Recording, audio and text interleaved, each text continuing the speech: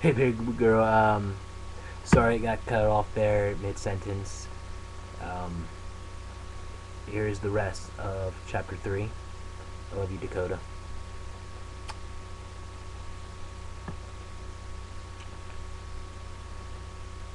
And became every animal stirred and lifted its head and became excited to know that one of his friends had got free and was no longer pinned up or tied up. Wilbur didn't know what to do or which way to run. It seemed as though everybody was after him. If this is what it's like to be free, he thought, I believe I'd rather be pinned up in my own yard. The cocker spaniel was sneaking up on him from one side. Lurby, the man, was sneaking up on him from the other side. Mr. Zuckerman was ready to head him off if he started for the garden. And now Mr. Zuckerman was coming down towards him carrying a pail. This is really awful, thought Will. Why doesn't Fern come? He began to cry. The goose took command and began to give orders. Don't just stand there, Wilbur. Dodge about, dodge about, cried the goose. Skip round, run towards me, slip it in and out, in and out, in and out. Make it for the woods, twist and turn. The cocker spaniel sprang for Wilbur's hind leg. Wilbur jumped and ran. And Lurby reached out and grabbed Mrs. Zuckerman. Grabbed. Mrs. Zuckerman cried at Lurby. The goose cheered for Wilbur. Wilbur dodged between Lurby's legs. Lurby missed.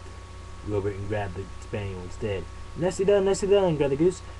Try it again, try it again. Run that hill, suggested the cows. Run towards me, yelled the gander. Run uphill, cried the sheep. Turn and twist, honked the goose. Jump and dance, said the rooster. Here's the pictures.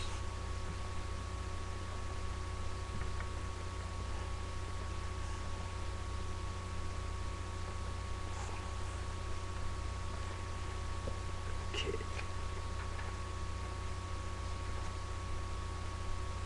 Look out, Lurby! Out for Lurby, called the cows. Look out for Zuckerman, yelled the gander. Watch out for the dog, cried the sheep. Listen to me, screamed the goose. Poor Wilbur was dazed and frightened by this hullaboo. He didn't even like being the center of all this fuss. He tried to follow the instructions of his friends were giving him, but he couldn't run downhill and uphill at the same time, and he couldn't turn and twist when he was jumping and dancing.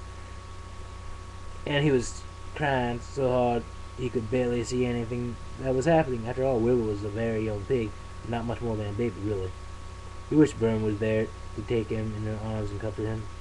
When he looked up and saw Mrs. Zuckerman standing quite close to him, pouring a pail of warm slop, he felt relieved. He lifted his nose and sniffed. The smell was delicious. Warm milk, potato skins, wheat meddlings, Kellogg cornflakes, and a popover left from Zuckerman's breakfast. Come, pig, said Mr. Zuckerman, tapping the pail. Come, pig. Wilbur took a step towards the pail. No, said the goose. It's the old pail trick. Wilbur, don't fall for it, don't fall for it. He's trying to lure you back into captivity. He's a piling to your stomach. Wilbur didn't care. The food smelled appetizing. He took another step towards the pail. Pig, said Mr. Zuckerman in a kind voice, and began walking slowly towards the barnyard, looking all about him innocently, as if he didn't know that a little white pig was following along behind him. You'll be sorry, called the goose. Wilbur didn't care. He kept walking towards the pail slop. You'll miss your freedom, honked the goose. An hour of freedom is worth a barrel of slop. Wilbur didn't care.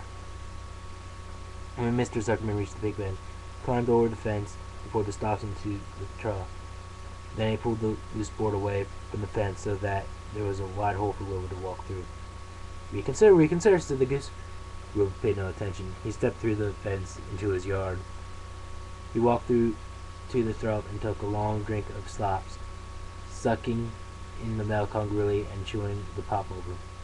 It was good to be home again. While Wilbur ate, Lurby fetched the hammer and some 8-penny nails and nailed the board into place. Then he and Mr. Zuckerman leaned lazy on the fence, and Mr. Zuckerman scratched Wilbur back with a stick. He's quite a big, said Lurby. Yes, he'll make a good pig, said Mr. Zuckerman. Wilbur heard the words of praise. He felt the warm milk inside his stomach. He felt the pleasant rubbing of the stick along his itchy back. He felt peaceful and happy and sleepy. This had been a tiring afternoon. It was still only about 4 o'clock, but Wilbur was ready for bed. I'm really too young to go out into the world alone, he thought as he lay down. Okay, baby girl. That is the end of chapter 3. And tomorrow night I'll read chapter 4 for you. I love you, Dakota. Sweet dreams and good night. And remember, Daddy loves you. No matter what people say, I will always love you, Dakota.